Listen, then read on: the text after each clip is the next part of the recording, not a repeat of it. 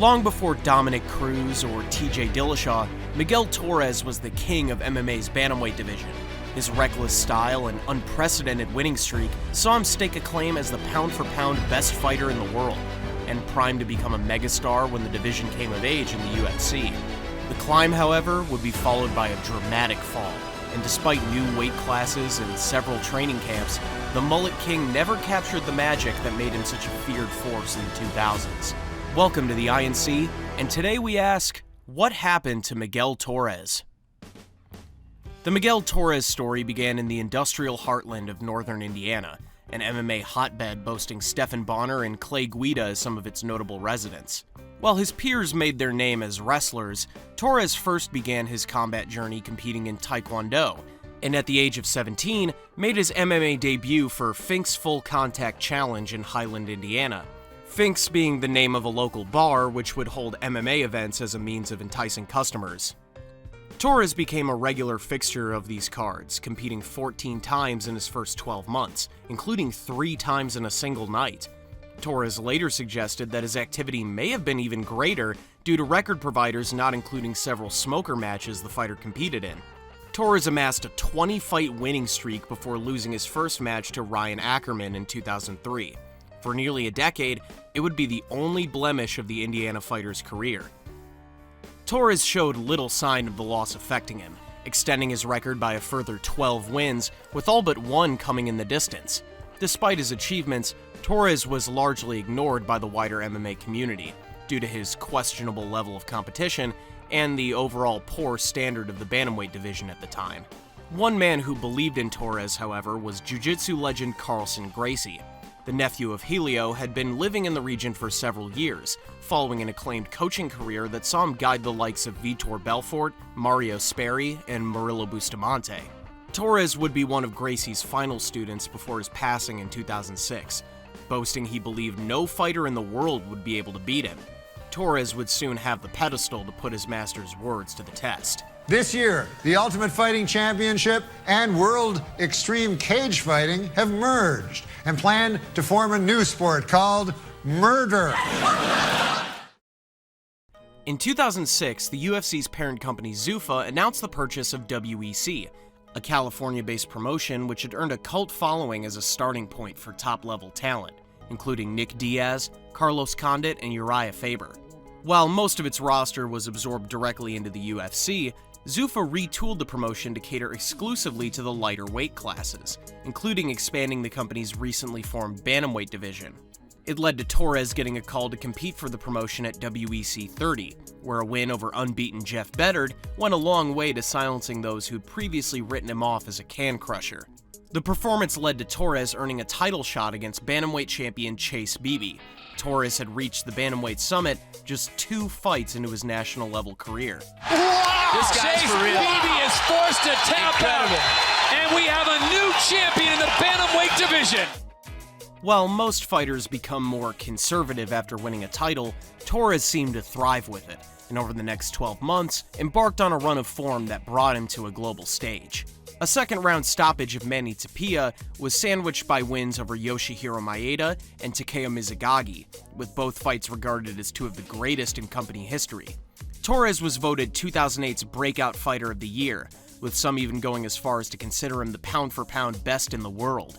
Torres' case was helped by Frank Mir. The former UFC champion had been working as a commentator for WEC since its purchase, and became one of the fighter's most outspoken advocates, with a level of bias that makes Joe Rogan talking about Conor McGregor look like a mere pat on the back. Machinations behind the scenes meant that Torres' stock had the chance to grow even higher. Zuffa's retooling of the WEC had proved so successful that the company began teasing the prospect of adding bantamweight and featherweight to the UFC roster. If Torres was to hold the belt before any merger took place, the UFC could have a potential star fall into their lap overnight. At WEC 42, Torres made his 4th title defense against unbeaten prospect Brian Bowles. Bowles was riding a 4-fight winning streak since joining the WEC in 2007, boasting a strong top game and workmanlike conservatism in keeping with his soft-spoken persona. Despite all his wins coming in the distance, fans and media gave Bowles little chance of unseating Torres, with some bookies placing the Athens fighter as a plus 300 underdog. Bowles showed little sign of being daunted by his opponent, rocking Torres in the opening stages and landing significant ground and pound when the fight hit the mat. Torres knew he needed to go aggressive if he wanted to get back in the fight, only for his over-exuberance to finally come back to haunt him. But Bowles comes back, and now he's got the champ down. Brian Bowles is raining down leather. Is it over? It's over! Bowles would finish Torres just under 4 minutes into the first round, snapping the fighter's 17-fight winning streak and ending his pound-for-pound claim almost overnight. While Torres came under fire for his over-aggression, the biggest question mark was psychological. While Torres had lost previously, it came early in his career, well away from any media spotlight, and some wondered how the fighter would respond now that his aura of invincibility was over. Fans would get their first indicator 7 months later, when Torres returned to action against Joseph Benavidez at WEC 47. Torres spoke confidently about his chances going into the bout, suggesting his long winning streak made him complacent, and that the Bowles fight had awoken a beast inside of him. The beast, however, was quickly put down. Despite a significant size advantage, Torres struggled to cope with the superior wrestling of Benavidez, and in the midst of a second-round scramble, Benavidez caught the Indiana fighter in a guillotine choke, adding further ammunition to those who felt Torres' title loss had permanently crippled his confidence. The night, however, would prove a changing of the guard at bantamweight, as hours after Torres' loss to Benavidez, Bowles would drop his title to a 25-year-old unknown called Dominick Cruz. Torres finally returned to winner's row with a second-round submission of Charlie Valencia, by which point his bantamweight division was in a state of flux. In October of 2010, Zuffa announced it was shutting down the WEC and integrating its remaining fighters into the UFC, as a means of adding depth to its roster ahead of a new TV deal with Fox. While Torres had lost much of the mystique of his 2008 heyday, he was still considered one of the top bantamweight fighters in the world, with hope that the all-action juggernaut would endear the division to its new audience. Torres marked the change of scenery with changes of his own. Shortly after the Valencia win, the fighter relocated to Montreal to train with Firas Zahabi, the brains behind Georges St. Pierre's rise to dominance in the late 2000s. The Tri-Star influence was seen in his UFC debut against Antonio Banuelos, with Torres sticking behind a jab to neutralize his opponent over 3 rounds. Torres claimed the unanimous decision, albeit at the expense of some fan goodwill.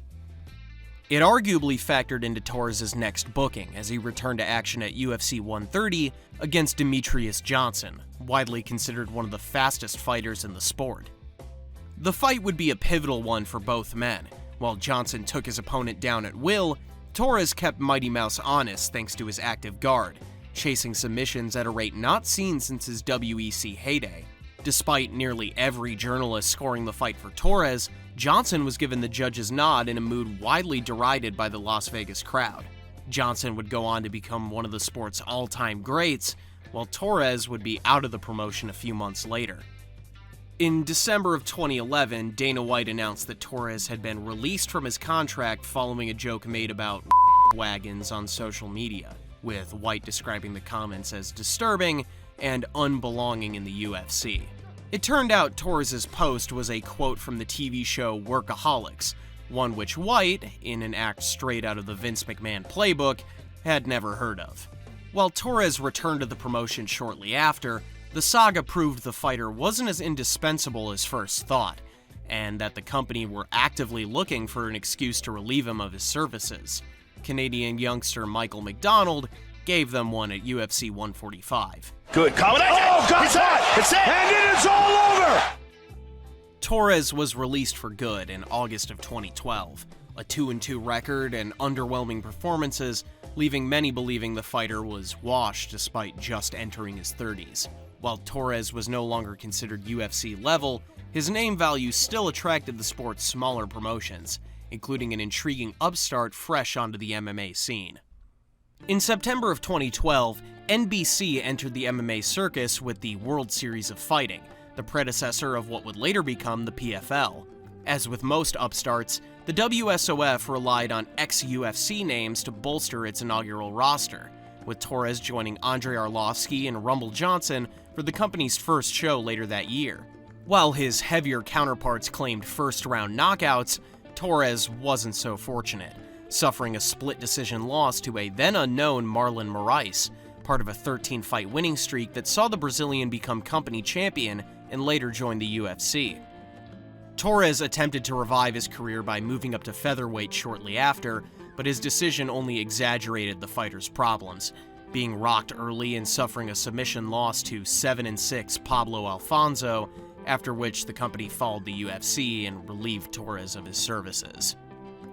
With his status as one of the sport's top fighters effectively over, Torres made the decision to begin winding down his career, with most of his final fights taking place in his home state of Indiana. While Torres returned to form with a pair of wins, many noted both of Torres' opponents entered the match with losing records, and added with Torres' connections to the promoter, led many to consider the bout's record padding for the hometown fighter, a belief further emboldened whenever he ventured outside Indiana. Oh, he's got the tap! Miguel Torres is tapped out! Oh my goodness. Torres' final match came in September of 2016 against 10-7 Lloyd Carter, submitting the former Bellator fighter with the same guillotine that first brought him to a national stage. The 36-year-old announced his retirement shortly after, and today works as a jiu-jitsu coach with over 300 fighters under his portfolio. And yes, he's still got his mullet. Much like fellow bantamweight Renan Barão, Miguel Torres was a victim of high activity. The fighter accumulated a huge amount of mileage early in his career and was arguably shop-worn by the time MMA media first took note of his achievements. It could also be argued that Torres benefited from bantamweight's poor stature at the time. As the division came of age through the WEC, his overly aggressive fight style and porous defense became increasingly evident. Torres has been open about the highs and lows that came with his MMA career. So the next time the bantamweight title is defended, raise a glass to the mad-haired wonder who put the division on the map. This is the INC. Please like, share, and subscribe. Post your feedback in the comments, and donate to our Patreon page for hours of exclusive content.